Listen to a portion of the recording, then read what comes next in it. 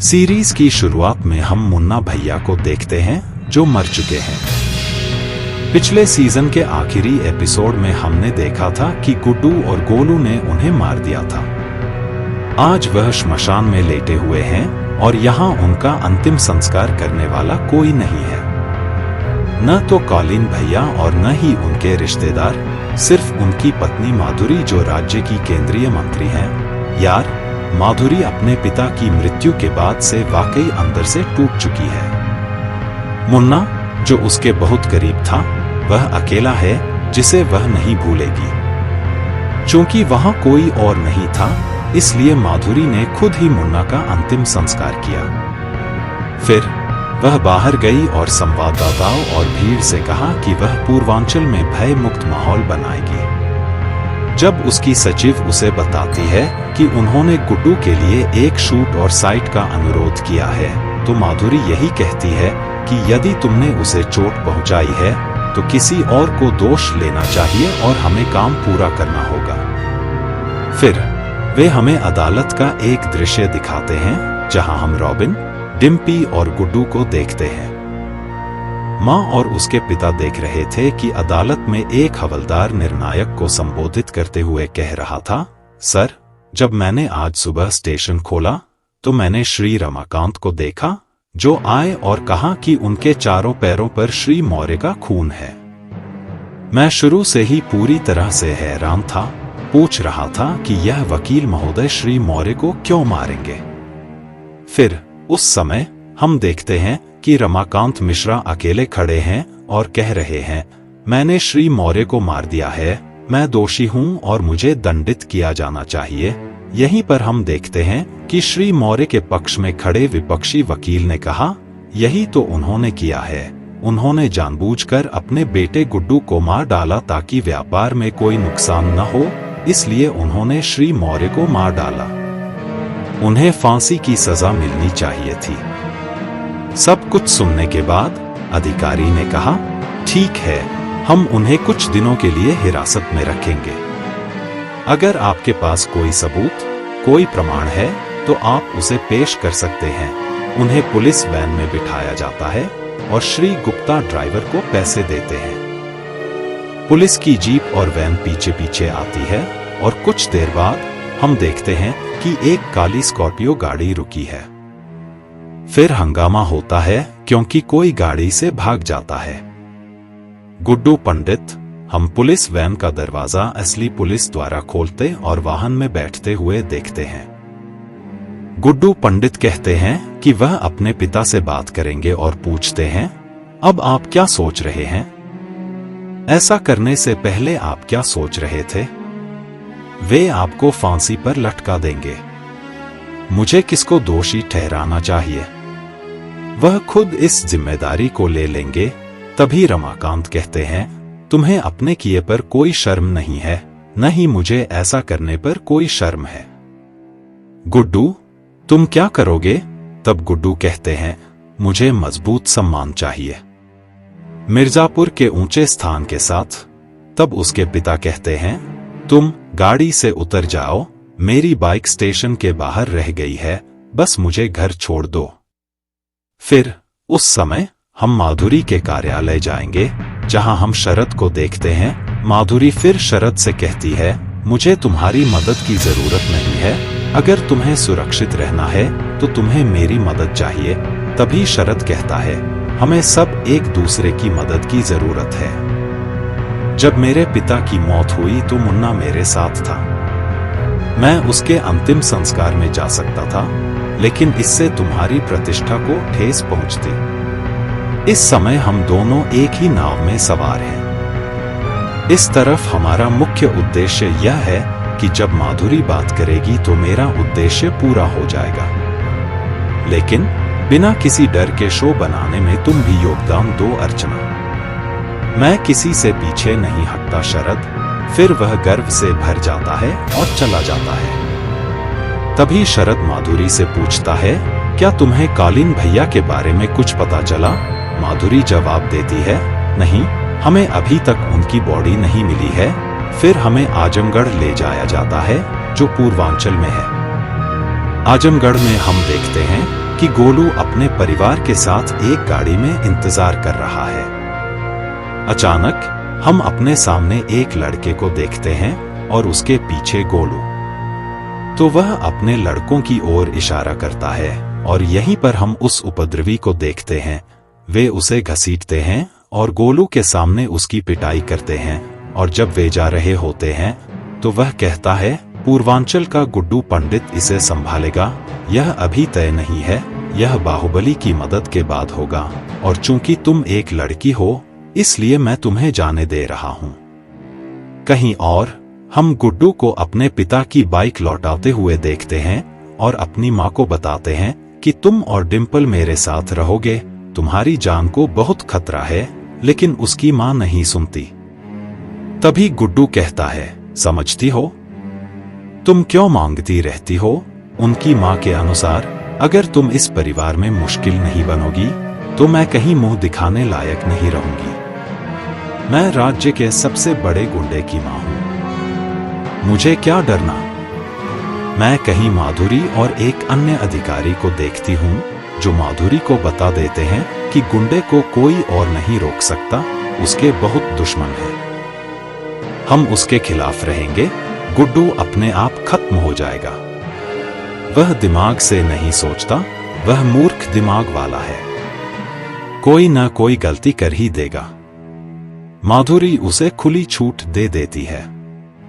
इसके अलावा वह कहती है कि जो करना है करो, लेकिन हमसे संपर्क मत करो। त्रिपाठी भवन ने मेरी माँ और लल्ला को बंदी बना लिया है, बस उनसे निपटो। और माधुरी यह भी कहती है कि अगर आपको कालीन भाई के बारे में कोई नई जानकारी मिले तो मुझे बताना, वह बहुत दुखी है, उसकी लाश अभी तक नहीं मिली है। फिर अधिकारी कहता है कि ये गुंडे इतनी सारी हरकतें करने के बाद गायब हो जाते हैं। तभी माधुरी भी कहती है कि अब याद रखना, वह भी पादरी है।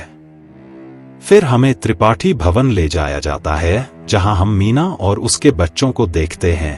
तभी गोलू आता है और पानी पीने के बाद मीना उससे बात करती है। संवादी अनुवाद, वो कहती है कि जो करना है करो, बस हमारे पास मत आना। त्रिपाठी भवन ने मेरी माँ और लल्ला को सुरक्षित कर लिया है, इसलिए उन पर नजर रखना।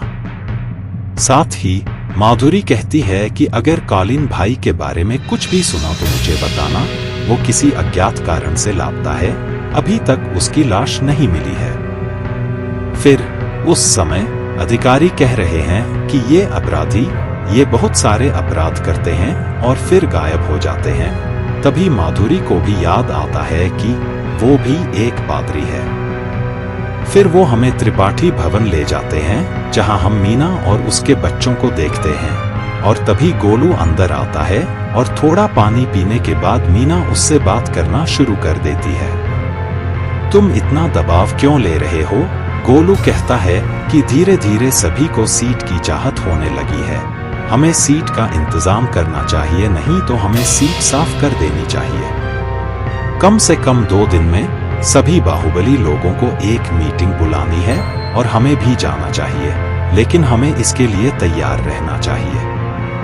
गुड्डू, सच में उस समय उसकी काम वाली पत्नी भी बोलती है, यही तो चलन है, अगर सीट पर कोई नहीं है तो बाहुबली नेता के पक्ष में जनता का फैसला।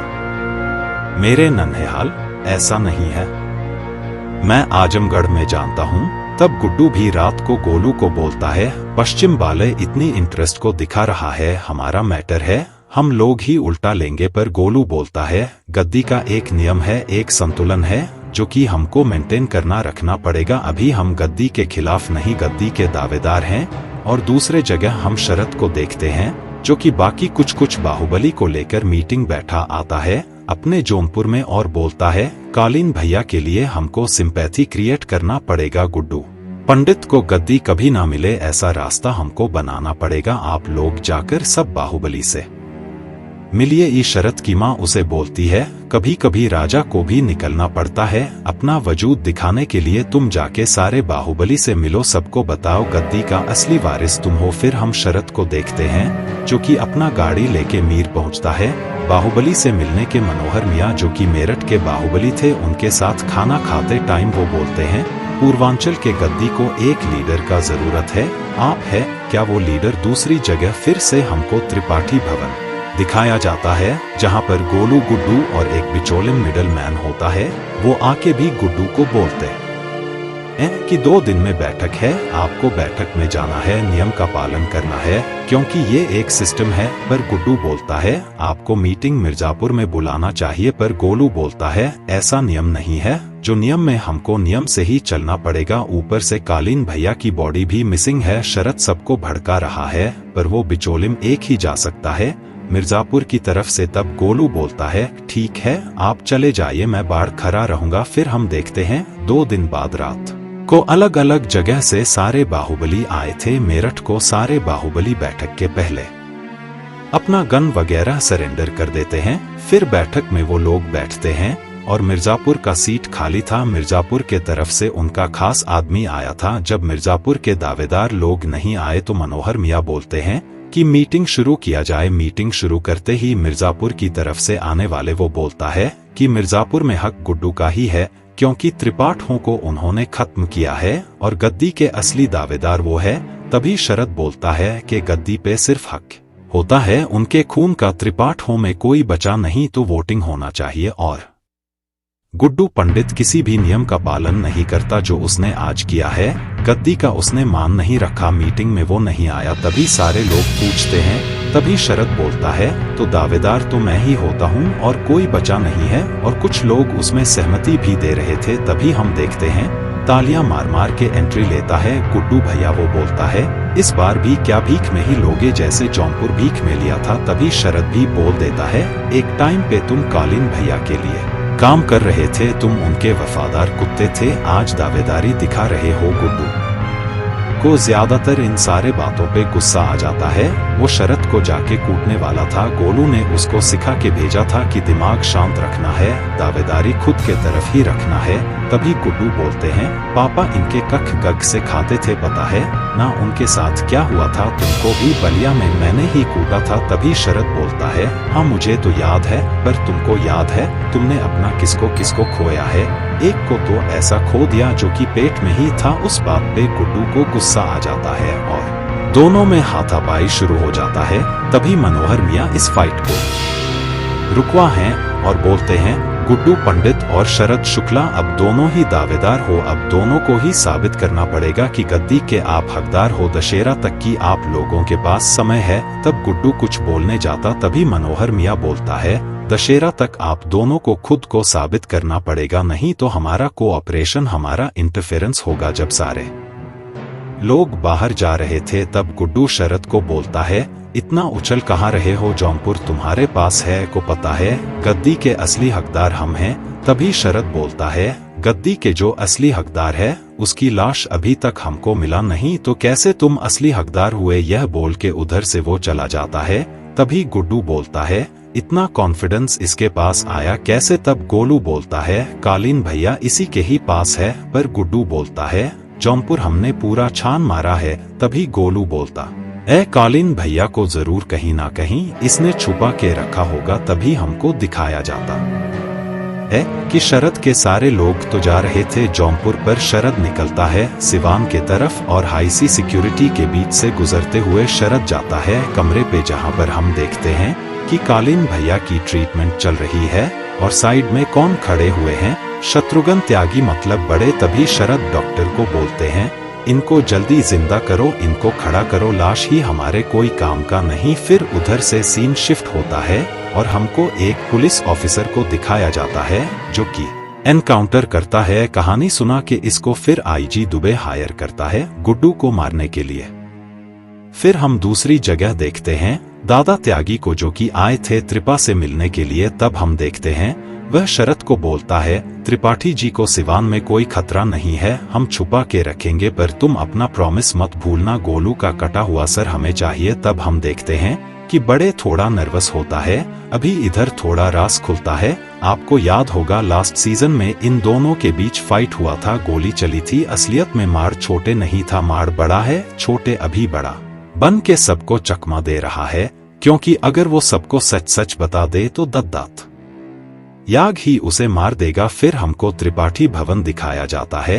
जहां पर सारे लोग बैठे हुए थे। वाल्मीकि ने अच्छा साचा सेटिंग कर लिया था। टंकी के ऊपर भी एक स्नाइपर लेकर बैठा के रखा था। जब भी सही रेंज मिले गुड्डू पंडित को ये ठोक देंगे। फिर हमको दिखाया जाता है कि गद्दी चेंज होने की वजह से पूरा सप्लाई चेन टूट चुका है। गुड्डू बोलता है अभी काम में तेजी आना चाहिए, आप लोग ओवर टाइम करिए, बंदूक बनाइए। और गोलू जाते हैं अपने कॉलेज रिक्रूट करने के लिए। बंदूक बनाने के लिए भाई ये दिन भी देखना पड़ रहा है। फिर से कबूतर आते हैं और बंदूक लेकर चले जाते हैं और धीरे धीरे सब कुछ ठीक हो रहा था। फिर हम दूसरी जगह देखते हैं।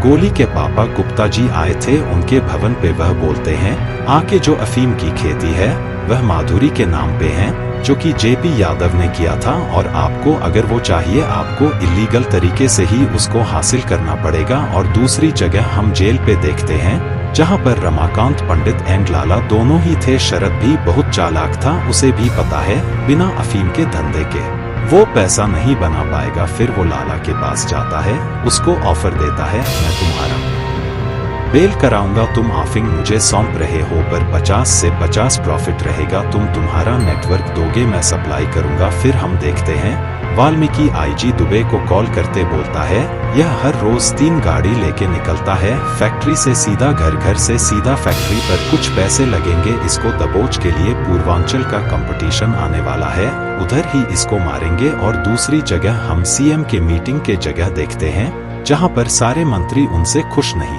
थे। माधुरी को भी समझ में आ गया कि बाहुबली से पैसे लेके ये लोग चलाते हैं अपने अपने एरिया पर। माधुरी ये टॉलरेट नहीं करेगी, उसको भय मुक्त पूर्वांचल चाहिए, इसलिए दिमाग में ही समीकरण बिठा है। फिर हम देखते हैं त्रिपाठी भवन में आते हैं। मास्टर जी जो कि गुड्डू के टीचर थे वो गुड्डू के पैर छूते हैं और इनविटेशन देते हैं मिस्टर पूर्वांचल की। वो बोलते हैं कि पहले कालीन भैया चीफ गेस्ट बन के आते थे, अब आप आएंगे। गोलू बोलता है बाहर ठीक नहीं है माहौल, पर गुड्डू नहीं सुनता। वो बोलता है हम जरूर जाएंगे। फिर हम देखते हैं गोलू को जो अपने टीम को लेके एक कवि सम्मेलन में पहुंचती है। पहुंचने के बाद वो एक मंत्री से मिलता है जो कि जेपी यादव से मिला हुआ है। क्यों जेपी यादव जब तक इनको नहीं मिलता तब तक वो अफीम के खेती गुड्डू भैया के नाम नहीं होगी, जो कि इलीगल ही है। अब मंत्री तो पहले बकलोली दिखाता है पर गोलू अच्छे से बोल देता है कि पीछे ही मेरे लड़के लोग खड़े हैं, सीधी सधी बता दो नहीं तो तुम्हारा हालत मैं खराब करूंगा, सिर्फ एक मीटिंग फिक्स करा दो। फिर मंत्री भी मान जाता है। दूसरी जगह बॉडी बिल्डर कंपटीशन पे पहुंचता है हमारे गुड्डू भैया जो कि गोलू के बिना ही पहुंचे थे। पहुंचते ही वो देखते हैं एक भोजपुरी स्टार आता है जो कि उनके बाजू में ही बैठता है पर उनसे थोड़ी बदतमीजी से बात करता है। फिर भी गुड्डू भैया खुद को कंट्रोल किए हुए थे। फिर हम उस फंक्शन में देखते हैं कि वाल्मीकि मौजूद होता है अपने लोगों के साथ। उसने पूरा मास्टर साहब के साथ प्लान बना के रखा था कि गुड्डू को आज इधर ही ठोकेंगे। और मास्टर साहब भी क्या करे भाई, गुड्डू के लोगों को उन पर कुछ शक होता है तो उनका पीछा करता है पर उनको भी मार दिया जाता है। फाइनली जब गुड्डू भैया को बुलाया जाता है स्टेज में प्राइज देने के लिए, तब वो भोजपुरी स्टार भी जाता है। तब भी उनमें थोड़ा आना बानी हो जाता है तो गुड्डू भैया गुस्से में उसको 2 चमाटर देते हैं। तभी हम देखते हैं कि बलम की गन निकालता है। तभी होता है घमासान फाइट। अभी गुड्डू इन पर भड़ी पड़े, कभी गुड्डू इन पे फाइट चल रहा होता है। गुड्डू धीरे धीरे सबको पेल देता है और लास्ट में बाल उसे दबोच लेता है और एकदम गन पॉइंट में रखता है। तभी पीछे से गोलू की गाड़ी आता है और वाल्मीकि को ठोक देता है। वाल्मीकि अधमरा होकर पड़ा हुआ था। तब गुड्डू पूछता है तुमको किसने भेजा? तब वो सब सच सच बता देता है। तभी वो भोजपुरी स्टार गुड्डू भैया से माफी मांगता है पर गुड्डू भैया नहीं सुनते, वाल्मीकि के गन से उसे ठोक देता है और गोलू को बोलता है अदा को मैंने एक अपॉर्चुनिटी में बदल दिया है, अभी देखो ना उनकी कैसी लंका लगेगी। और वही होता है। अगले दिन टीवी में दिखाया जाता है कि एक पुलिस ऑफिसर के थ्रू एक भोजपुरी स्टार मारा गया। तो माधुरी के सरकार को भी झटका लगता है और अपोजिशन मौका ना छोड़े। वो भी इंटरव्यू पर बोले जाती है कि इसके पापा का बहुत बड़ा एक्सपीरियंस था पर यह अभी बच्ची है, ऐसे प्रदेश नहीं चलाया जाता। दूसरी जगह गुड्डू भैया का भी भौकाल देखो, वो पहुंचता त्रिपाठी चौक में एंड कालीन भैया और उसके फादर के पूरे स्टैचू को वो हथौड़ से तोड़ता है अपना वर्चस्व दिखाने के लिए। इधर गुड्डू ने स्टैचू तोड़ा चौक में और उधर हम देखते कि कालीन भैया को होश आ चुका है। लाइक यह बाहुबली है, 10 पर चांस है फिर भी ये जिंदा लौट सकते हैं। फिर हम देखते हैं कालीन भैया के होश आने के बाद शरद उनसे मिलता है। शरद जब उनको बोलता है कि ताऊ जी आपकी तबीयत कैसा है, तभी कालीन भैया उसको गन देने के लिए बोलता है और वो शरद की तरफ गन तान देता है और बोलता है तुमने मुझे क्यों बचाया। शरद तब बोलता है मुन्ना और आप में से मैं किसी एक को ही बचा सकता था, तो मुझे फैमिली पूरी करनी थी। मुन्ना को तो मैं बचा ना सका पर मेरी फैमिली नहीं है, सर के ऊपर से मेरे पापा के हाथ हट चुका है, इसलिए मैंने आपको बचाया, आप भी फैमिली ही हो गई। शरद का इसके पीछे मोटिव तो हम सबको पता है, जो कि है गद्दी। और दूसरी जगह हम देखते हैं जेल में रामाकांत जी से मिलने के लिए रॉबिन जाता है। रॉबिन उन्हें समझाता है कि आप अपने लिए केस लड़ी, वह बचाव के लिए आपने किया था। अगर आप केस लड़ते हो तो आप जीत सकते हो, आपको मरना नहीं पड़ेगा, आप फैमिली के बारे में सोचो। तभी पंडित जी बोलता है अगर तुम्हें खड़ा ही रहना है ना, तुम मेरे फैमिली के साथ खड़े रहो, तुम एक अच्छे लड़के हो, मेरे बाद मेरे फैमिली को संभालने वाला सिर्फ तुम ही हो। अब इनको यह बोलने के बाद वो फिर से सेल में चले जाते हैं और दूसरी जगह माजी दुबे को देखते हैं, जो कि कुछ दिनों के लिए सस्पेंड हो चुके थे क्योंकि माहौल को भी तो शांत करना था। और दूसरी जगह हम छोटे को भी देखते हैं, जो बड़ा बन के गोलू को कॉल करता है और सब कुछ बोलता है, मेरी भाई की जान तुमने लिया है, तुम्हारा कटा हुआ सर मुझे चाहिए। गोलू बोलता है शौक से आ जाओ, मिर्जापुर रास्ता तो पता है ना, और ये तुम्हारे फैमिली के इंटरनल मैटर है, मैंने तो कभी उससे प्यार किया ही नहीं, वो सिर्फ एक व्यापार था। और हम फिर से माधुरी को देखते हैं, जो कि आनंद से बात कर रही होती है कि मीडिया हम पे हावी हो रही है, अगर उनको चुप कराना है तो कुछ अच्छा काम करना पड़ेगा। आनंद भी उसे सुझाव देता है कि आपका पापा का एक प्रोजेक्ट था जो कि अभी भी अधूरा है, अगर वो हम पूरा कर देते तो हमारा भी नाम होगा, एक साथ हम 2 काम कर लेंगे, आपका पापा का मूर्ति भी स्थापना हो जाएगी और आपको सिपति भी मिलेगा। तब माधुरी बोलती है कि इसके लिए हमको भारी फंड चाहिए। तब आनंद बोलता है आपके पापा के लिए फंड जेपी ज्यादा भी लाते थे, पर माधुरी बोलता है उनको अंडरग्राउंड ही रहने दो, उनके लिए पार्टी की छवि बहुत पहले ही खराब हो चुकी है। फिर आनंद माधुरी को शरद के बारे में बोलता है कि उसके पास आपके लिए एक डील है। शरद फिर उससे मिलता है और बोलता है लाला के बारे में, जिसके पास आफी में है, अगर हम उसका नेटवर्क शुरू कर दे आपको अच्छा खासा पैसा मिलेगा, आप आपका प्रोजेक्ट भी शुरू कर सकते हो। पर माधुरी बोलती है सब कुछ ठीक है, पर लाला को मैं बेल नहीं दिला सकता, मेरे पास और अच्छा प्लान है। रम को छोटे को दिखाया जाता है, जिसकी भाभी उसके साथ लिपटना चाहती है, पर वो नहीं चाहता क्योंकि वो उसके भाई की पत्नी है, इसलिए वो ज्यादातर घर नहीं रुकता, हमेशा अवॉयड ही करता है। दूसरी जगह हम गोलू को देखते हैं, जो कि अपना नेटवर्क बिछा चुकी थी, वो कालीन भैया को ढूंढने के लिए कुछ भी कर सकती है, इसलिए इस बार उसने खबरी सिवान की तरफ भेजा। फिर हम जेल में देखते हैं कि पंडित जी कुकिंग कर रहे होते हैं, उसके साथ और एक बंदा था जिसका नाम होता है गेरुआ। गेरुआ के ऊपर कोई हमला करता है तो वो गेरुआ उसे मार डालता है, और सारे लोग पंडित जी को पहले बोले थे कि गेरुआ वकील लोगों से बहुत चगिरता है, उनको मार देता है, पर गेरुआ पंडित जी को नहीं मारता। गेरुआ उन्हें बोलते हैं मुझे पता है आप एक सच्चे लॉयर हो, इसलिए मैंने कभी भी आपके ऊपर हाथ नहीं उठाया, मैं आपको रिस्पेक्ट करता हूँ, आप मेरे लिए एक अर्जी डाल दीजिए। फिर बातचीत में हमको पता चलता है कि गेरुआ की छोटी लड़की के साथ बाहर दुष्कर्म हुआ है, इसलिए उसने 4 लोगों को जिंदा मार दिया। अभी गेरुआ के फैमिली के ऊपर खतरा है, इसलिए वो वकील जी से अर्जी डालने के लिए बोलते हैं। दूसरी जगह हम देखते हैं कि पंडित जी को समझाने के लिए इस बार उनके धर्मपत्नी आए थे, उनको वो अच्छे से समझाते हैं कि आपके बाद मेरा कोई नहीं है, घर तो पहले से ही नहीं था, आपका एक लड़का मर चुका है, एक बाहुबली है, घर में बचा कौन, कोई किसी से बात नहीं करता, अगर आप भी चले जाते तो मैं भी फांसी लगा लूंगी। फिर कोर्ट रूम में हम देखते हैं कि पंडित जी अपने लिए स्टैंड लेते हैं, वो लड़ने के लिए रेडी है, क्योंकि मड़िया भी दूध का धुला नहीं था, वो सिर्फ लाला के लिए ही चाट शट बना है। गुड्डू को उसने अगवा करके एनकाउंटर करना चाहा, इसलिए पंडित जी बोलते हैं मैं क्रॉस एग्जामिनेशन करना चाहूंगा मौर्य जी की पत्नी को। वो फिर बोलते हैं, आपने बोला कि मैं उनका दुश्मन हूं, मैं उनको दबाव डालता था, मैं उनको ब्लैकमेल भी करता था, इसके चलते मैंने उनको मार डाला। मैंने आपके घर में कितनी बार चाय पिया है? तब वो बोलते हैं, करीब 1 दर्जन बार। अभी आप हमको बोलिए कि मौर्य जी इतने दबंग ऑफिसर थे, वो किसी ब्लैकमेलर को अपने पत्नी से बने हुए चाय पिलाएंगे? तभी एंट्री होता है कोर्ट में आईजे दुबी की, जो कि अपनी यूनिफॉर्म वापस पाने के लिए माधुरी जी के कहने पे गलत इन्फॉर्मेशन देने के लिए आ चुके थे, मतलब गलत गवाही। फिर भी पंडित जी बोलते हैं, मैं ये केस ईमानदारी से लड़ूंगा, मैं किसी से डरता नहीं। फिर हम शबनम को देखते हैं जो कि लाला से मिलने के लिए गई थी। वो बोलती है, अब्बू आप क्या यह बिजनेस बंद कर रहे हो? तभी लाला बोलते हैं कि जेल के अंदर से बेटी ये बिजनेस मैं नहीं कर पाऊंगा, तो बाहर इसको शरत देखेंगे प्रॉफिट। वो बोल रहे हैं आधा आधा देंगे। तब शबनम बोलते हैं, आपको क्या शरत पे भरोसा है? विरासत में मुझे सिर्फ आपका बिजनेस ही मिला है, मैं यह बिजनेस गुड्डू पंडित के साथ करना चाहूंगा। आप सोचिए कौन मुझे धोखा दे सकता है, गुड्डू पंडित या शरद? लाला भी शबनम के बात का इशारा समझ गया, इसलिए वह उसको पर्ची दे देता है और बोलता है कि गुड्डू पंडित के साथ ही हम बिजनेस करेंगे। फिर हम देखते हैं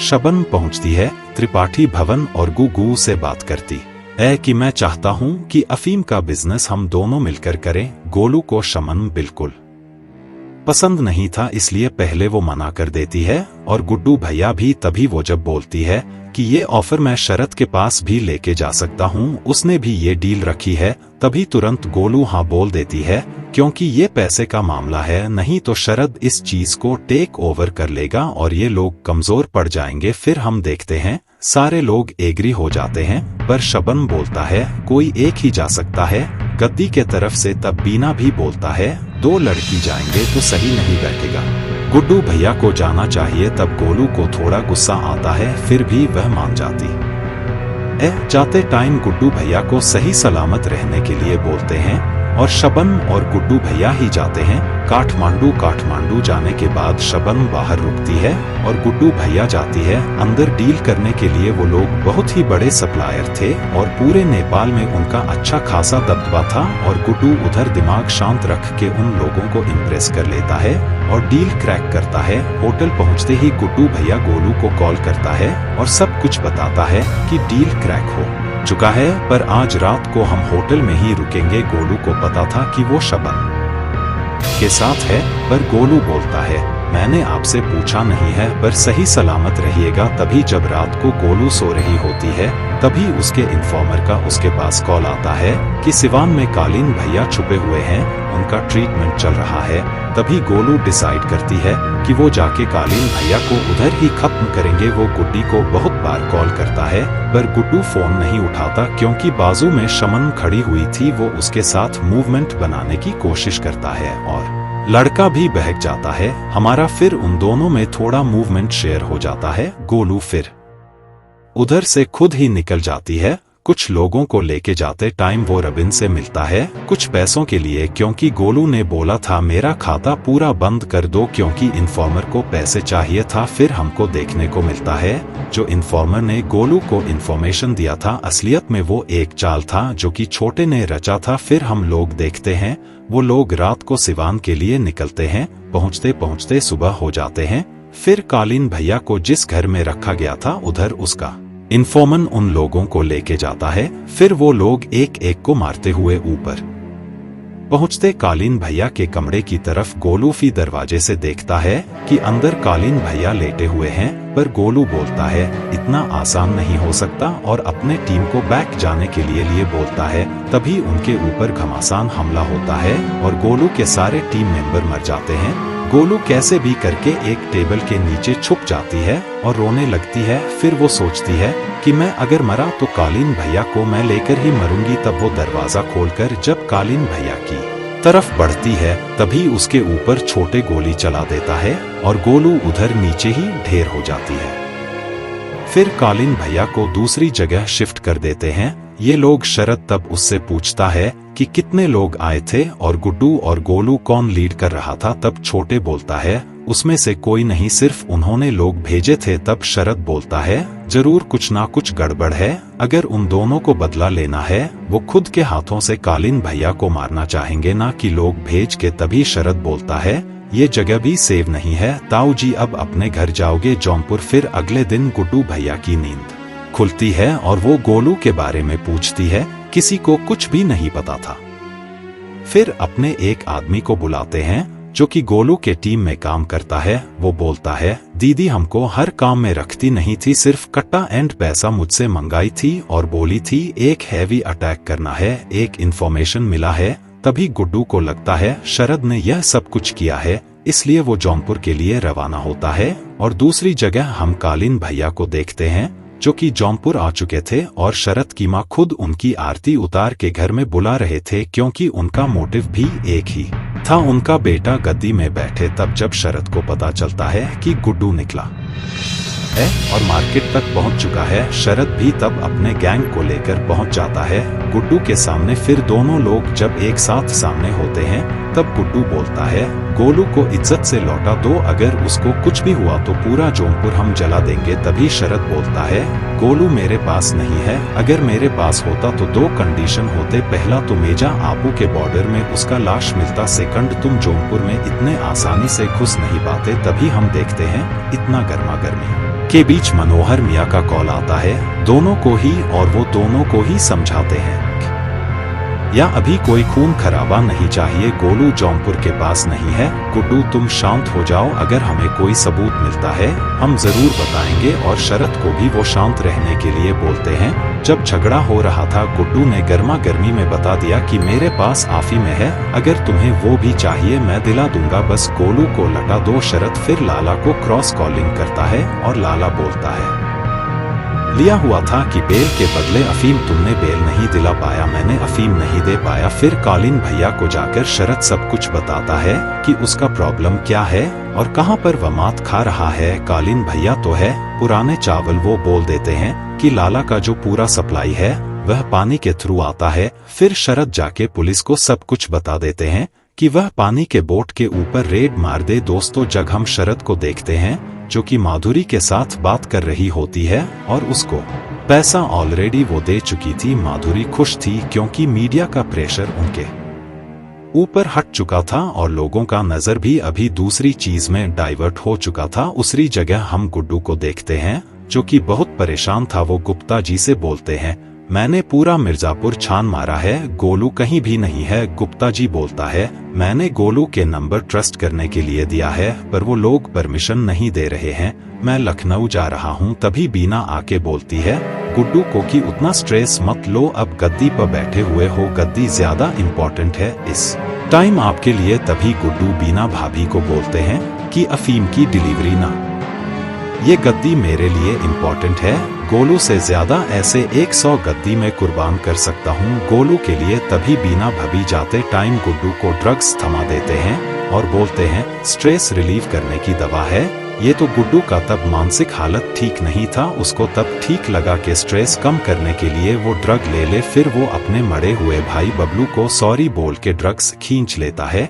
फिर हम देखते हैं कि गोलू तो गायब हो जाता है। इस वजह से पूरा प्रदेश में गर्मा गर्मी का माहौल था, एक दूसरे को वो लोग मार रहे थे। कभी मिर्जापुर वाले जौनपुर वाले पे अटैक कर रहे थे, कभी जौनपुर वाले मिर्जापुर वाले पे। धंधे का सबका नुकसान हो रहा था। दी कांगड़ा और खुद ही मर जाएगा, जो वायलेंस उसने शुरू किया है वही उसको ले डूबेगा, तो शांत रहो। फिर हम देखते हैं पुलिस को जो टिप मिला था वो नेपाल के थ्रू जो वोट आ रहा था गुड्डू भैया के तरफ अफीम लेके, वो रास्ते में ही रोक दिया जाता है। पुलिस पूरा तलाशी लेता है पर उनको अंदर कुछ भी नहीं मिलता। असलियत में जोशी नाम का एक आदमी जो कि लाला के लिए ही काम करता था, उसने ही रूट को डाइवर्ट कर दिया था और सारा बर्फी उन्होंने गुड्डू भैया के हवेली में पहुंचा दिया था। पर इस बात पर शबन खुश नहीं थे। वो बोलती है कि तुमने रूट को कंप्रोमाइज कर दिया, तुम्हारे गुस्से की वजह से उन लोगों को पता चल गया कि हमारे बर्फी कहां से आते हैं।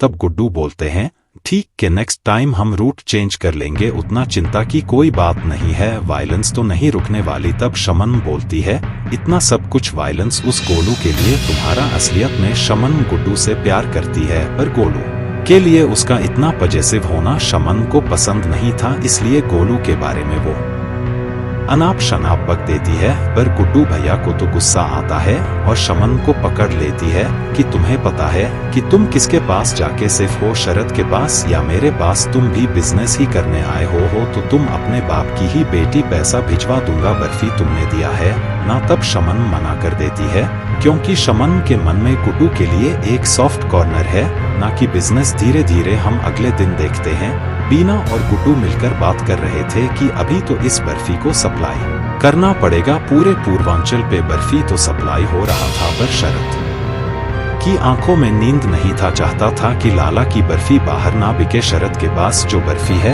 उतना क्वालिटी की नहीं है। तब वो डीलर बोलता है, मैं अपने एरिया में तो देख सकता हूँ पर अच्छी माल है, लोग तो खरीदेंगे ही। वो डीलर यह भी बोलता है, माल एकदम सोना है, अगर यह बिकता गया तो लोग और डिमांड करेंगे, गुड्डू और बेचेगा, आपका बिजनेस पूरा ठप हो जाएगा। अगर आपको सरवाइव करना है तो गुड्डू को रास्ते से हटाना पड़ेगा। दूसरी जगह हम जेल में देखते हैं पंडित जी को, जो कि दूसरे कैदियों के लिए बेल वगैरह लिखा करते थे, मतलब उनके लिए वो केस लड़ रहे थे। तभी उनकी मुलाकात एक कवि से होता है जो कि पब्लिक में नेताजी के बारे में अनब सनब बोल गए कविता के थ्रू, इसलिए वो आज जेल में है। ला फिर पंडित जी से बोलता है कि आप सबके लिए केस लड़ रहे हो, आप मेरे लिए भी लड़ो। तो पंडित जी बोलते हैं कि आपको भी पता है कि आप एक क्रिमिनल हो। तब लाला बोलता है, मैं कोई क्रिमिनल नहीं हूँ, मैं एक बिजनेसमैन हूँ, क्रिमिनल आपका बेटा है क्योंकि आज बाहर सांस ले रहा है, पर केस मुकदमा मेरा ऊपर चल रहा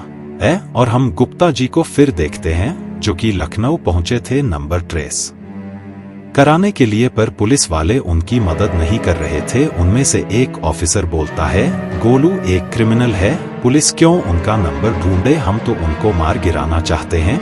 दूसरी जगह मंत्री कार्यालय में देखते हैं जहां पर माधुरी ने सारी एसपी का तबादला करा दिया था। ये देखकर मंत्री सोलंकी सीएम निवास पहुंचते हैं क्योंकि उनके परमिशन के बिना एसपी के तबादला नहीं हो सकते हैं, ये रूल के खिलाफ थे। पर माधुरी बोलती है, मैं कुछ भी कर सकती हूँ, अगर आपको पसंद नहीं है तो आप रिजाइन कर सकते हो। उसके साथ यह भी ऐलान कर देती है, जिनको जिनको पीछे से बाहुबली का सपोर्ट है, पैसा आ रहा है, अगर वो भी चाहे वो भी रिजाइन कर सकते हैं। फिर उधर से सीन शिफ्ट होता है और हमको छोटे को दिखाया जाता है जो कि गोलू को अगवा करके बंदी बना के रखे थे। अभी भी उसके लिए उसका सॉफ्ट कॉर्नर था और छोटे गोलू के सामने बड़े होने की प्रिटेंड कर रहे थे, पर गोलू को 1 मिनट में पता चल गया कि ये बड़े नहीं है, ये छोटे हैं।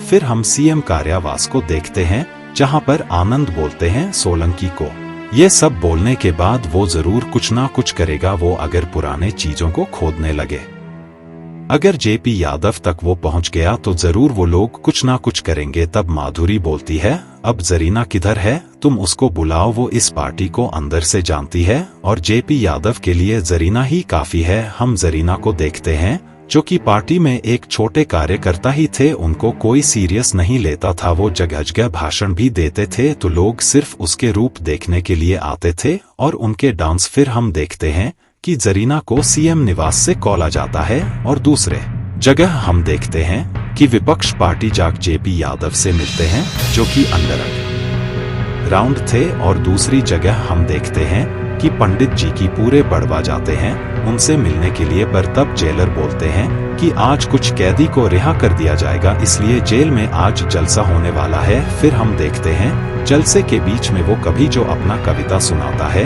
और उसके हाथ में एक पेंसिल था। कविता खत्म होने के बाद लाला उसे शाबाशी देता है, पर वो कभी उस पेंसिल से ही लाला को खत्म कर देता है। असलियत में ये एक शरद का चाल था, शरद ने इसको जेल में भेजा था लाला को मारने के लिए, अगर लाला खत्म तो नेटवर्क खत्म, यही वो सोच रहा था।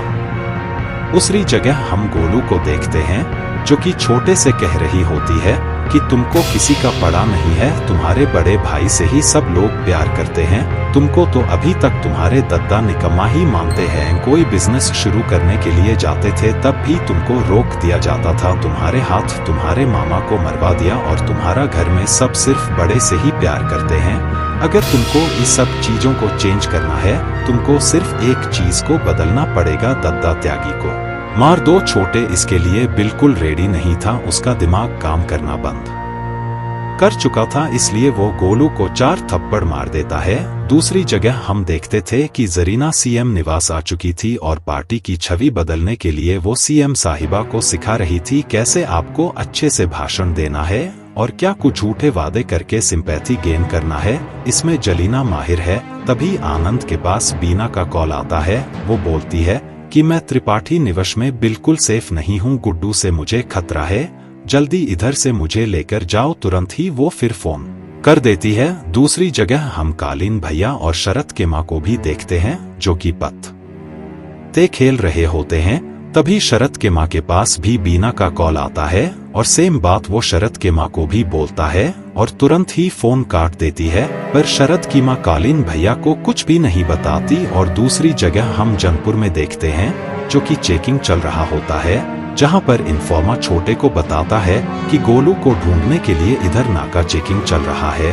तभी छोटे बोलते हैं किसी को कुछ भी नहीं पता चलना चाहिए, इस पूरे प्रदेश में एसपी लोगों का चेंजमेंट हुआ है, तुम लोग अब शांत बैठो, मैं बोलूंगा आगे क्या करना है। तब तक गोलू की न्यूज कहीं बाहर नहीं जानी चाहिए। और दूसरी जगह हम लाला के फ्यूनरल पर देखते हैं जहां पर शबनम अपने बच्ची को लेकर रो रही होती है। दूसरे छोर पर गुड्डू भी खड़ा हुआ था, पर कोई एक दूसरे से बात नहीं करता। फिर हम रात को देखते हैं बाढ़ में जब छोटे दारू पी रहा होता है, तब तो शरद आक उसको ज्वाइन करता है और उसे बोलता है कि बदला लेके तुमको कैसा लग रहा है।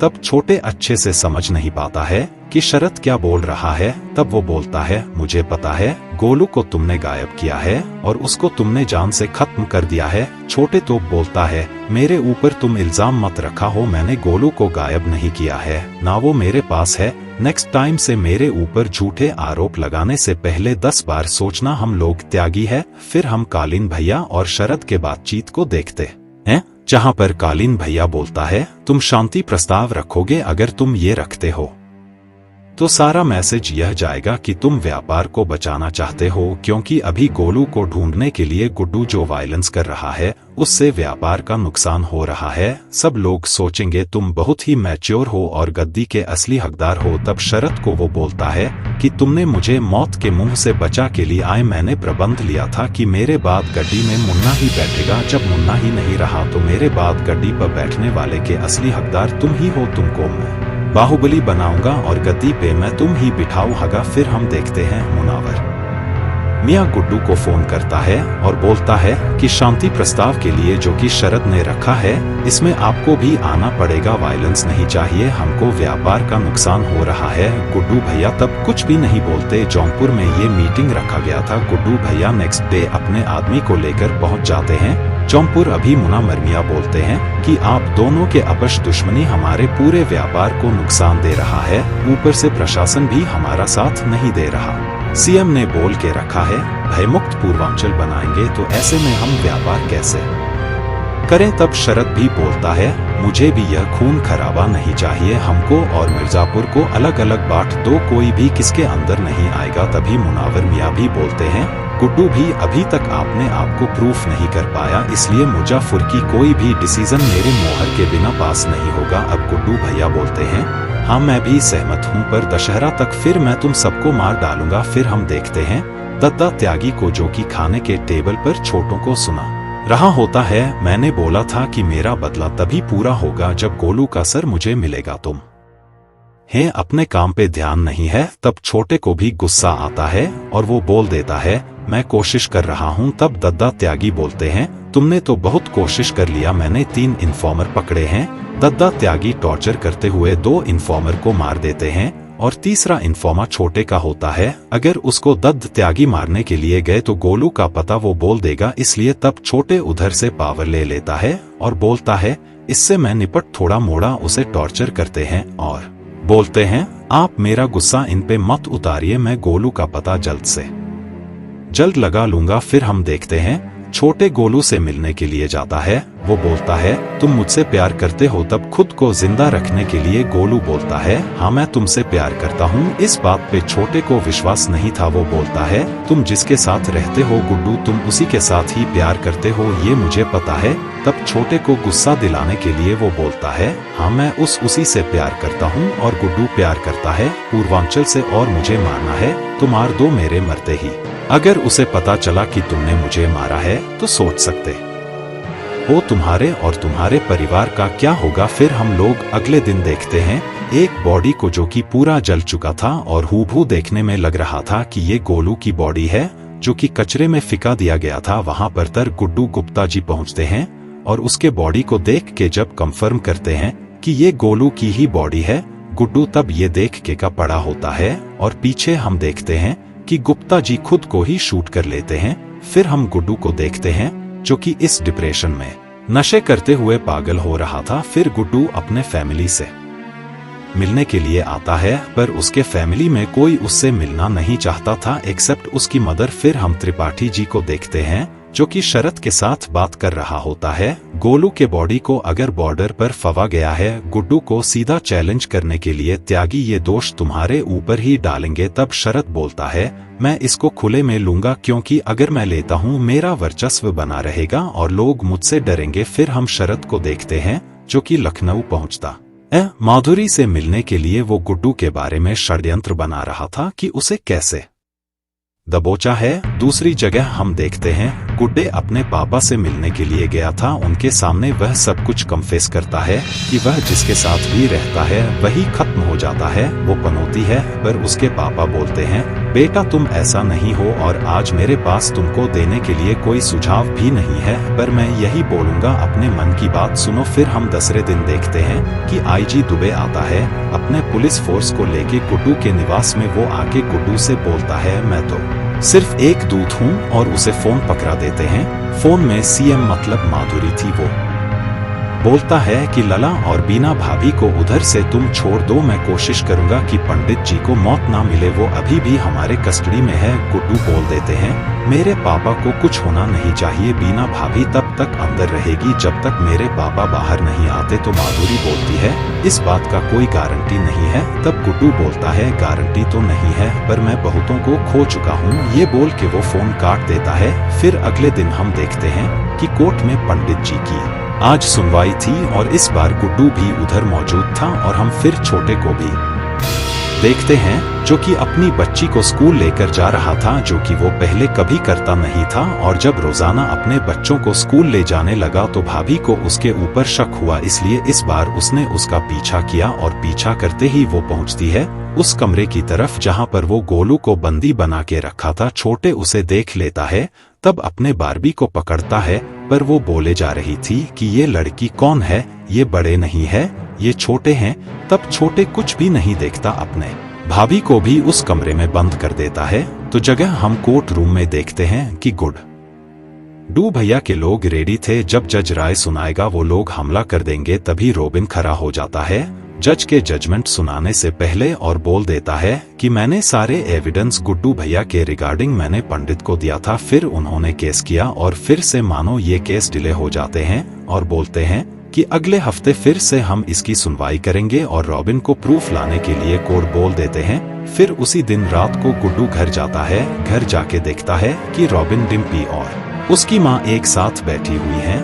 वो पहले तालियां मारते हैं और बोलते हैं हैप्पी फैमिली, तुम तो इस फैमिली के राजा बेटे हो और जो तुम्हारे पास इंफॉर्मेशन है वो कॉन्फिडेंशियल था, तुमने ही जबान दी थी कि इंफॉर्मेशन कभी बाहर नहीं जाएगा। तब रॉबिन बोलता है मैं ये फैमिली के लिए किया। गुड्डू भैया को धीरे धीरे गुस्सा चढ़ने लगता है। रॉबिन तब ये भी बोलते हैं आपके पास जो भी है आप उनकी कदर नहीं करते, इसलिए सब लोग तकलीफ में थे, मैंने गोलू को भी समझाया था। तब गुड्डू भैया बोलते हैं तुम गोलू से मिले थे? तो रॉबिन बोलते हैं हाँ, उस दिन उन्होंने लास्ट पैसा सेटलमेंट करके इधर से चले गए थे। तब गुड्डू भैया बोलते हैं पूरे शहर में मैं चीखता गया कि गोलू किधर है, तुम्हारे मुंह से चू नहीं निकली। और गुस्से में वो रॉबिन को मारने लगता है और आखिर में टेबल में पटक के उसकी जान ले लेते हैं। दरी जगह हम देखते हैं भारत पूरा पैकिंग वकिंग करता है। वो बोलता है कि बच्ची आपके पास ही रहेंगी, मैं और मेरी बीवी थोड़े वेकेशन के लिए जा रहे हैं। तब उसकी माँ बोलती है दादा की भी बात सुन लिया करो, उससे उतना उत्तेजित होकर बात मत करो, वो छोटे की याद में है, उनसे भी वो बहुत प्यार करते थे, अभी तुम ही को ही देखना है, बड़े तब बढ़। ये बोलते हैं आपको मैं अगर ये बोलूं कि मैं बड़ा नहीं हूं, मैं छोटा हूं, आप मानोगे? आप भी दद्दा की तरह चाहोगे मुझे खत्म कर दिया जाए? तब उसकी माँ बोलती है मुझे पता है तुम बड़े नहीं हो, मेरे 2 बेटे थे, उनमें से एक जिंदा हो, अभी तुम्हारे ऊपर डिपेंड करता है तुम कौन बन के रहना चाहते हो। और दूसरी जगह हम देखते हैं कि गोलू सलीम को मैनिपुलेट कर रही होती है कि वो बड़े नहीं है, वो छोटे हैं, आपके पूरे फैमिली को खत्म कर देंगे अगर उसको जिंदा रहना है, नहीं तो दद्दा त्यागी उसे नहीं छोड़ेंगे। और ये बोलते बोलते सलोनी को अपनी टीम में कर लेती है और अपने हाथ का हथकड़ा भी खोल लेते हैं और बोलती है जब वो दरवाजा खुलेगा हमको दोनों को अटैक करना पड़ेगा, अगर जिंदा रहना है तो। फिर हम देखते हैं गुड्डू को पकड़ने के लिए पूरी प्रदेश की पुलिस चले गए थे, क्योंकि रोबिन को उन्होंने मारा था और रोबिन था उस केस की गवाही और गुड्डू ने ही रोबिन को मारा है, यह बयान डिम्पी और उसके माँ ने ही दिया है। फिर हम देखते हैं गुड्डू भैया को त्रिपाठी भवन से उठा लिया जाता है पुलिस के वैन पे। फिर एंट्री होती है सीएम की, जो कि बीना और लल्ला को अपने साथ लेकर चले जाते हैं। दूसरी जगह हम जेपी यादव को देखते हैं जो कि टीवी में जरीना को देख के उसके अंदर का जानवर जग जाता है।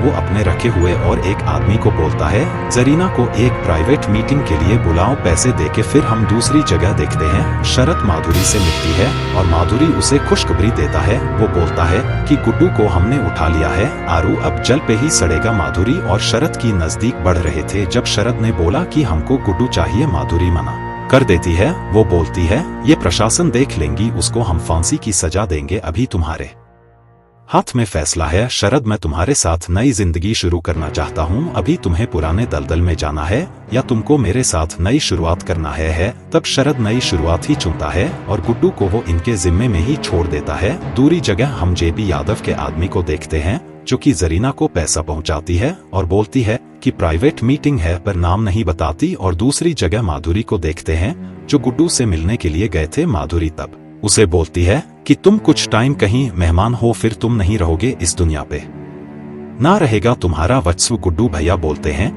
मैंने लाइफ में 2 टाइम ही मुन्ना भैया से इम्प्रेस हुआ था, कॉलेज में उनका लाइफ जीना चाहता था, अभी आपको मुन्ना भैया तो नहीं रहे उस कपूत के लिए, अभी भी आप लड़ रहे हो। तभी माधुरी बोलती है अगर मुन्ना का बदला लेना होता तो कब का मैं तुमको मार दिया होता, मुझे भय मुक्त पूर्वांचल चाहिए, वायलेंस से मुझे नफरत है। और जेल में ऑफिसर को भी बोल के जाते हैं कि इसको अच्छे से कुटाई करो। और दूसरी जगह हम देखते हैं कि गोलू और सलोनी रेडी थी, जब कमरे में छोटे आएंगे ये हमला कर देंगे, पर छोटे दरवाजा खोल के ही प्रिटेंड करता है कि वह बड़ा है, पर सलोनी समझ नहीं पा रही थी। वह बोलती है सलोनी तुम बाहर जाओ, छोटे का कुछ अंश मेरे अंदर बचा हुआ था, अब इसको मैं खत्म करूंगा। सलोनी मानो उसके ऊपर बिलीव करने लगी थी, पर इससे पहले ही गोलू अपना हथकड़ी खोल लेती है और सलोनी को लबना के बाहर चली जाती है। सलोनी का कहाई काट के जाते टाइम छोटे उसके ऊपर गोलियां चलाता है और एक गोली जाके गोलू के हाथ पे लगता है। फिर हम जेल में देखते हैं सारी कर्दी के दरवाजे खोल दिए जाते हैं गुड्डू भैया को पीटने के लिए। गुड्डू भैया पहले तो सबको पेलते हैं, फिर आखिर में एक पहलवान आता है जो कि गुड्डू भैया के ऊपर भड़ी पड़ता है। गुड्डू भाई को बेरहमी से मारता है और पैर से खींच के सबके बीच आके लिटा देता है। फिर पुलिस ऑफिसर उसका एक फोटो खींच लेते हैं। फिर हमको मनोहर मियाँ को दिखाया जाता है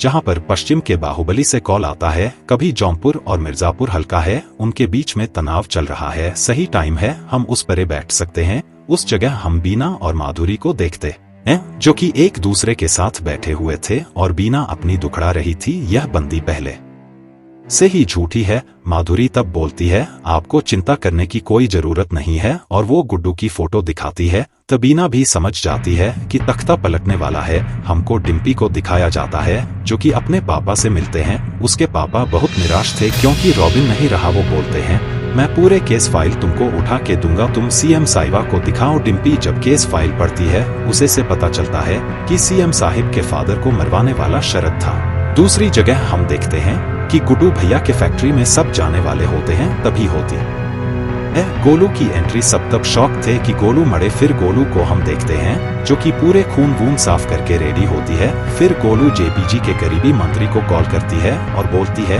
कि अभी जेपीजी से मिलने का टाइम आ चुका है। दूसरी जगह हम जरीना को देखते हैं जो कि जेपी यादव के पास पहुंचता है और टाइम नहीं लगता उसे समझने में कि जेपी यादव ने उसको प्राइवेट में बुक किया है। फिर जेपी यादव उसे पैसा देता और बोलता है जो तुमको ज्यादा पैसा देगा तुम उसके लिए ही काम करोगे, अभी सही समय है। माधुरी से मंत्रिमंडल में कोई खुश नहीं है, हम इस सरकार को पलट इसके लिए मेन कड़ी तुम बनोगे। सबको हमारी तरफ डाइवर्ट करने के लिए अपोजिशन से मिलकर हम सरकार को गिराएं और वही होता है। नेक्स्ट डे हम देखते हैं कि सारे मंत्रिमंडल को लेके जरीना जा रही थी अपोजिशन के तरफ, पर आखिर में ही जरीना गेम पलट देती है। वो पहुंचती है सीधा शरद के पास। शरद फिर अपोजिशन को धमकी दे देता है कि जेपी यादव को बिल में छुपे रहने के लिए बोलिए, जो माधुरी के खिलाफ है वह मेरे खिलाफ है। मंत्रिमंडल इधर ही बंद रहेंगे। और दूसरी जगह हम गोलू को देखते हैं जो कि जेपी यादव को ढूंढते हुए उनके निवास पहुंचते हैं। जेपी यादव से जाकर वो बोलता है अगर आपको पुराना पोजीशन वापस चाहिए और अपना दबदबा चाहिए, एक ही आदमी आपको दिला सकता है,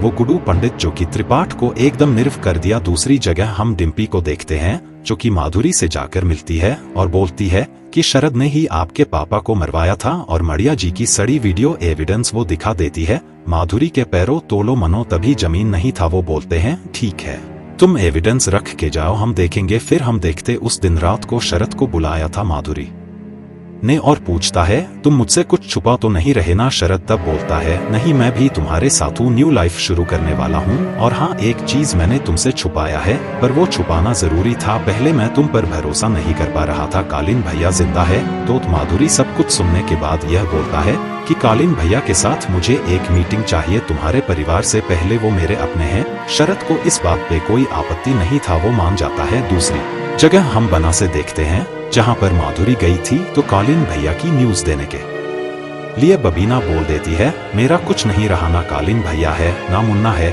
मेरी असली घर तो मिर्जापुरी है। माधुरी तुम मुझे मिर्जापुर रन करने के लिए दो। फिर हम जेपी यादव के निवास में देखते हैं शुक्ला जी और जेपी यादव बैठे हुए थे। वो बोलते हैं अगर हमको पावर में आना है, हमको बाहुबल भी चाहिए, पैसा भी चाहिए, जो सिर्फ एक बंदा दिला सकता है, गुड्डू पंडित। फिर हम गोलू की एंट्री को देखते हैं जहां पर मोहर लगाया जाता है कि गुड्डू पंडित को बचाया जाएगा। दूसरे जगह हम शरद को देखते हैं जो कि कालीन भैया को बोलते हैं माधुरी जी को मैंने बता दिया कि आप जिंदा हो। तब कालीन भैया बोलते हैं मैंने उस पर भरोसा किया था, तुम भी फिर कर रहे हो, गलती करोगे। शरद बोलता है नहीं, मुझको माधुरी पर पूरा भरोसा है। फिर हम देखते हैं माधुरी कालीन भैया से मिलते हैं और मिलने के बाद कालीन भैया बोलते हैं मुझे गद्दी से भी कोई लगाव नहीं, मैं यह शरद को सौंपने वाला हूं। पर माधुरी इस बात पर बोलते हैं आप आगे क्या करोगे क्या नहीं करोगे, वो जो मैं बोलूंगा वही होगा, क्योंकि बीना और लल्ला अभी भी मेरे पास है। फिर हम रात को देखते हैं आज मीटिंग बैठने वाली थी जहां पर